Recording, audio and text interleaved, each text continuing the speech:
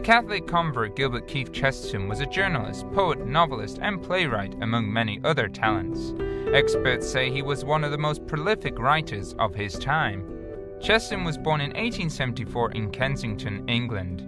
During his lifetime, he produced 100 books, over 5,000 essays for newspapers and magazines, and over 1,500 pages of poetry. Some of his most important books on the Catholic faith are Orthodox and Everlasting Man.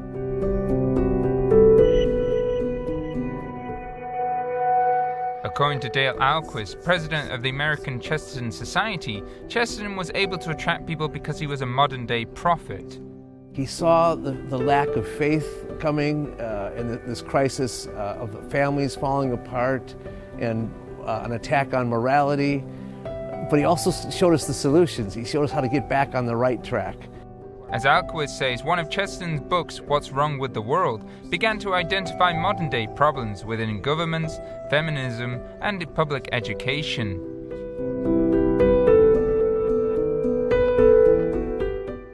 According to Father John Walk, Professor of Literature and Communication of the Faith at Pontifical University of Holy Cross, Chesterton's apologetic works are appealing because of their universal and timeless quality.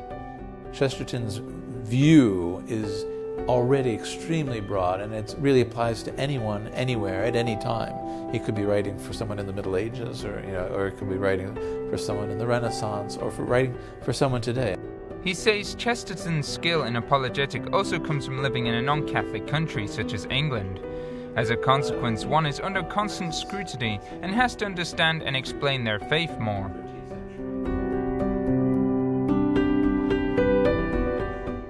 According to Susan Hazen, history professor at the University of Dallas, Chesterton also had a great fascination in examining and writing about saints, in particular St. Francis of Assisi and St. Thomas Aquinas.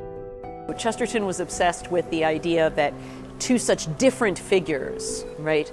The flame-like figure of St. Francis of Assisi and the ox-like figure of Thomas Aquinas could both reflect Jesus Christ in two such different ways.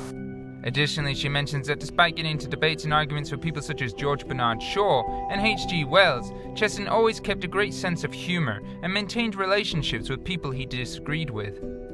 Chesterton continues to attract people's attention, including Pope Francis, when Archbishop of Buenos Aires, Argentina, Jorge Mario Bergoglio approved a prayer for Chesterton's intercession.